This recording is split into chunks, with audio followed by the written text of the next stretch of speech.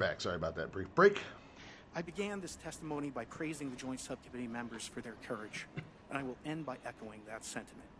As the saying goes, the truth is out there. We just need to be bold enough and brave enough to face it. I don't remember Fox Mulder saying that part. Thank you all. I will now recognize myself for 5 minutes of questioning. I have a lot of questions, and I have a lot of witnesses. So I would just ask if it's yes or no to please just tell me yes or no. If it requires more than that, be very succinct because I would like to go down the line and ask as many questions as possible. So for the Admiral this morning first. This is the meat and former potatoes. DoD official Chris Mellon reached out to you about satellite imagery from 2017 that depicts a UAP. What were the dates in 2017 when this occurred? I can't share with you the details, ma'am, but I can do it in a closed setting, and I can also tell you the agency that wrote a report on it. Okay, so who has the imagery? I can tell you that in a closed setting. Closed settings. Closed settings. Imagery? Just a description. It was a UAP, ma'am. That's it. That's no it. Other description. The term that the analysts used, they called it the button. It was a disc-shaped object. Okay, where was So it? it was a flying saucer. I can't tell you that, ma'am. Okay. All right. So, Damn it! Elizondo, you state in your testimony that, quote, advanced technologies not by our government or any other government are monitoring sensitive military installations around the globe, end quote. If these technologies are not made by any government, who's making them? Private companies, or are you implying they are crafted by a non-human intelligence? Well, ma'am, that's precisely why we're here. The problem is that, temporally speaking, over decades, not just the last 10 years, to put this in perspective, Are these private companies you're implying, or is this non-human intelligence? Just say both. maybe both. Thank you. Just say both, bro. We know it's both. I would not be able to discuss. Okay. Are you read into secret UAP crash retrieval programs? We would have to have a conversation in a closed session, ma'am. I signed documentation 3 years ago that restricts my ability to discuss specifically crash retrievals. I submitted for my book through the DOPSR process, which took a year for it to be reviewed. And what is in the book is what I was told I'm allowed to talk about. Okay, so this is where I think this is why that we're having these committee hearings. I think these guys are up here so they can say more because they have NDAs they've signed. Look, guys, I understand NDAs and I know why they're there. I know that there's good points to them. There's valid reasons to have them. But it's incredibly frustrating for content creation when you're trying to make a paranormal talk show. Sorry, I had a moment there. I can only imagine that also, a congressional hearing person would probably be pretty pissed off. Just saying. Has the government conducted secret Bureaucracy. crash retrieval programs? Sucks. Yes or no? Yes. Okay. Were they Boom. designed to identify and reverse engineer alien craft? Yes or no? Yes. Does the U.S. government have any reverse? Okay, we already answered that question about retrieval programs. Do any U.S. contractors have the same? I would prefer to address that in a closed session, ma'am. Elon Musk, damn it! Of course he does. No, I don't know. Elon's a pretty smart guy. He might have come up with some of this stuff on his own. Look, people laughed at Bob Lazar and just tore that guy to shreds over what he said. He said the same crap they're saying today, but he had way more information. The guy built a freaking rocket in his garage when he was bored, just because he wanted to. And people are just going to ignore a rocket scientist because, he's not a real scientist. Well, bro, if you are applying science and studying science, and you're applying it in a way that's active and useful, and you have data, what is that? What is that then? I'm a rocket hobbyist? Like, a rocket hobbyist is someone that, when I was in Boy Scouts, I used to build those rockets and shoot them up into the air a little bit. This guy's building actual engines and stuff. And he talked about alien spaceships that he worked on, as far as he could tell from outer space. And from people that were working in those departments talking about bodies. This is what Elizondo's talking about. It's the same stuff. It's all the same stuff that everyone has been saying, every whistleblower, anyone's ever been made fun of, and never got a real chance to come up and do a congressional hearing. And here we are, cut up in bureaucratic red tape. And it's just incredibly strange that there isn't yet a pathway out of that. I just feel like, I don't know, you're under oath, bro. It's Okay. In your book, you mentioned government employees who've been injured by UAPs placed on leave and receiving government compensation for their injuries. Is that correct? That is correct. How can the government deny we have recovered craft if they're paying people because they've been injured by recovered craft? Ma'am, that's a great question. That's why I think we're here again, because I've seen the documentation by the U.S. government for several of these individuals who have sustained injuries as a result of a UAP incident. Okay, I'm just going to throw this out there. I've seen people fake DD-214s. I'm not saying that's what happened here. I'm not saying they had fake documents they showed him. I'm just saying, what documents? Like, what can we see it? Is there a comparable? Are these guys going to the VA and dealing with sitting through their reason for leg injury, hit by alien craft, like Alien Drive-By, hit and run by ET? What do you? I don't know, man. It's a crazy idea, right? It is a crazy idea. And the logic. Okay, Mr. Schwarber, the hypocrisy and the logic. I love it. To be very clear, Immaculate Constellation. What's its mission and how are they funded? Mm-hmm. Its mission is to, as I stated, its mission is to, it's an unacknowledged special access program. Its mission is to document UAPs. Okay, and do you, for your story and your report, do you have more than one credible source? I do. Sourcing, okay. I do. And then why do you believe your sources to be credible? How do you judge the veracity of the documentation you've been provided about this program?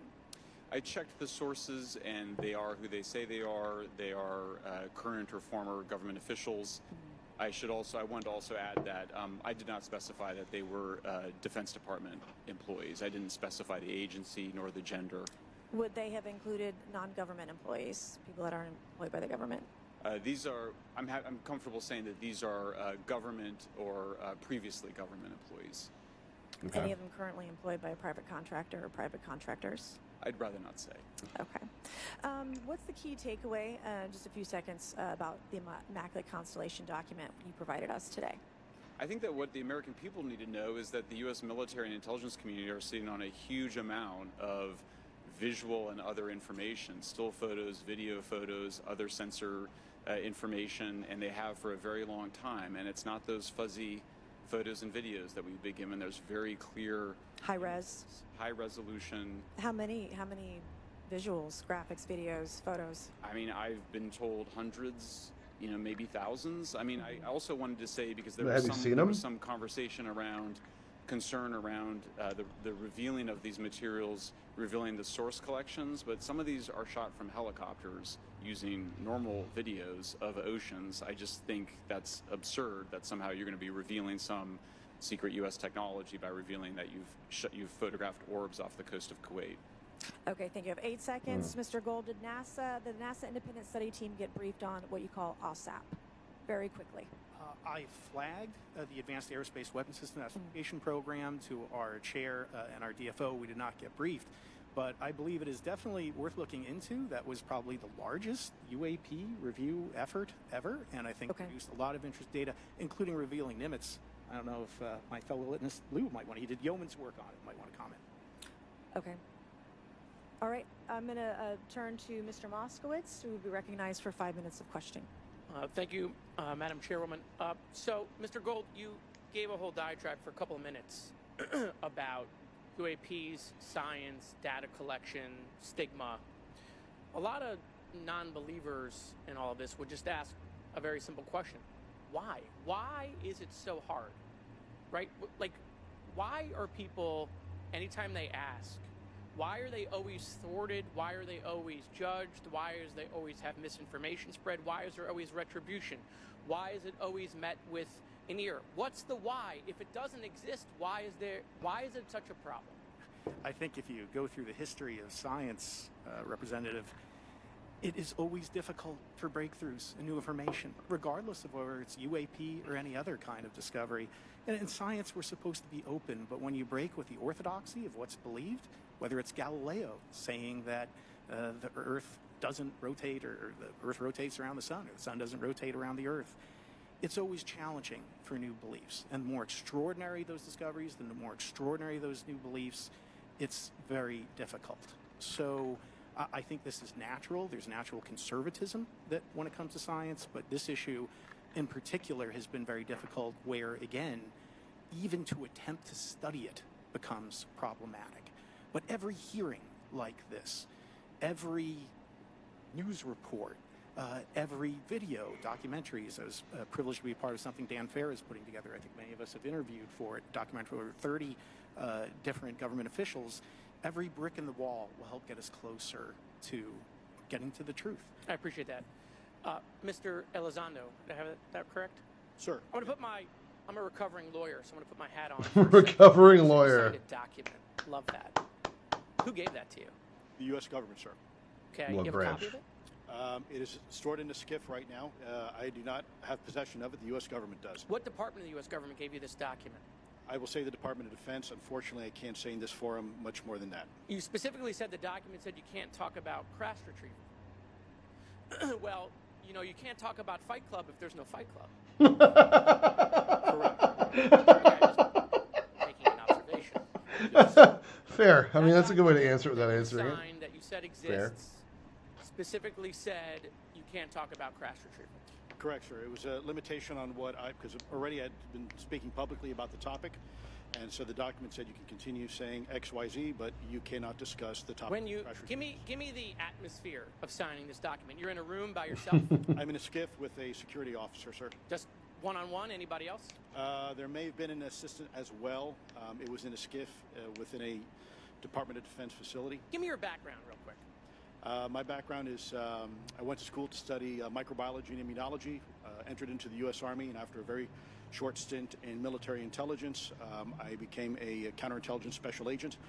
As a civilian, later on I became a special agent in charge, running investigations in counterterrorism and counterespionage primarily, with some experience in counterinsurgency and counternarcotics. And then in 2009 timeframe, when I came back to the Pentagon after a tour with the Director of National Intelligence, I quickly became part of a program that was originally called OSAP that evolved into the program now called ATIP, which is where those videos that we now see, the Go Fast, the gimbal, the FLIR, that was part of our effort, sir. Right. So you're not some conspiracy theorist. You actually have a legitimate background. Well, sir, I'm certainly not a conspiracy theorist. I'm fact-based, just say facts. So when you're in this room, I want to paint the picture of everybody. You're in this room, you're by yourself, you're in a SCIF, handed a document. How long is the document? It's about a page front and back. So basically you have some things they call trigraphs, which I cannot, again, talk to. How long were you given to sign the document? As long as I needed, sir. And what if you didn't sign it? Well, I suspect there'd be repercussions. I wouldn't have access to certain information. Were you allowed to ask a lawyer, or weren't allowed to ask for a lawyer to review the document? It wasn't an option, but they probably wouldn't have allowed me to, because the document itself is pretty explicit about you have to be, putting me in an interest. Let me try to thread the needle here. Yeah. There are certain Hard question to documents answer that we have in the U.S. with government some people that allow people to have access to certain programs, whether it's a special, and I'm going to be very generic here, whether it's a special access program or a controlled access program, SAP, CAP, whatnot. How many people have to sign that document? It depends how many people are going to get access to the information, sir. Okay. Last question. Doctor, real quick, can you tell us about the Omaha incident in greater detail? I've read your background, right? Some people would label you as a member of the deep state, since you worked in government for a long period of time. But can you tell us more about that incident? You've written a lot about that. I wrote a lot about incidents like it, Congressman, but that specific incident involved the USS Omaha, the Littoral combat ship of the U.S. Navy operating off Southern California. I don't remember the exact date. It was within the last decade. And what the watchstanders on the bridge observed was a UAP, again, something that was aloft but had no observable exhaust or control surfaces. So it was something that couldn't be explained. And then they saw it enter the water from the atmosphere and going through the air-sea interface, and so thus exhibiting transmedium travel. Thank you. I yield back. Thank you. I'll now recognize Mr. Grothman for 5 minutes of questioning. So, guys, if you're live with me, hang out. Guys, here on YouTube, I'm going to cut this video, and we'll see you on the next video. I'm Jay, and if you haven't already subscribed to the channel, please do. Please don't forget to like it and share and tell your friends, and catch us in the next video.